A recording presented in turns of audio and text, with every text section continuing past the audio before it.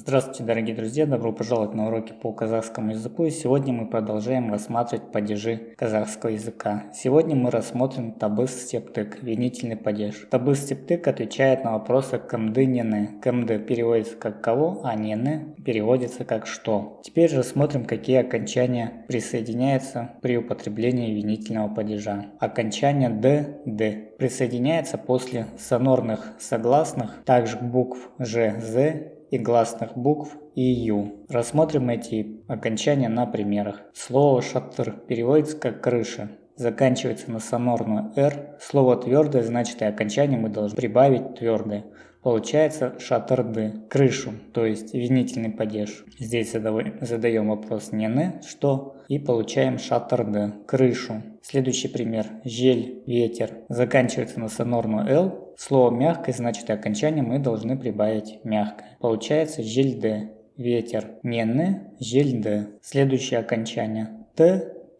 Данное окончание присоединяется после глухих согласных, а также букв Б, В, Г, Д. Также рассмотрим на примерах. Слово кильт переводится как ключ, заканчивается на глухую Т. Слово мягкое, значит и окончание мы должны прибавить мягкое. Получается кильте, нены, кильте. Следующий пример сурет. Переводится как картина. Заканчивается на глухую Т, значит мы прибавляем глухое окончание. Получается сурет Т. Слово мягкое, значит и окончание мы прибавляем мягкое. Следующее окончание н. Данное окончание прибавляется после гласных букв, кроме букв и ю. Рассмотрим также на примерах. Бала, ребенок. Заканчивается на гласную а. Слово твердое, значит мы должны прибавить окончание н. Тоже твердое окончание. Получается баланы, ребенка.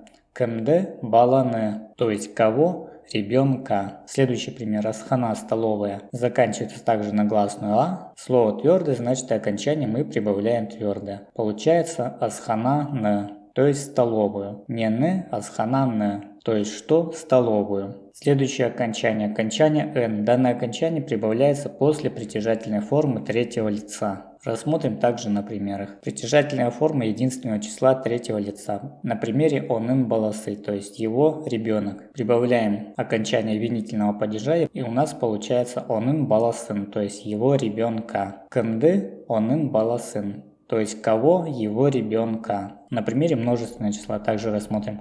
Олардын балалары, то есть их дети. Также прибавляется окончание н, получается олардын балаларын, то есть их детей. Кого? Их детей. То есть, чтобы правильно прибавить окончание, мы для начала должны задавать вопросы. После этого только прибавлять окончание. В зависимости от того, твердое слово или мягкое. Соответственно, мы должны прибавить либо твердое, либо мягкое окончание. На этом данный урок сегодня завершен. Большое спасибо за просмотр и увидимся в следующем уроке.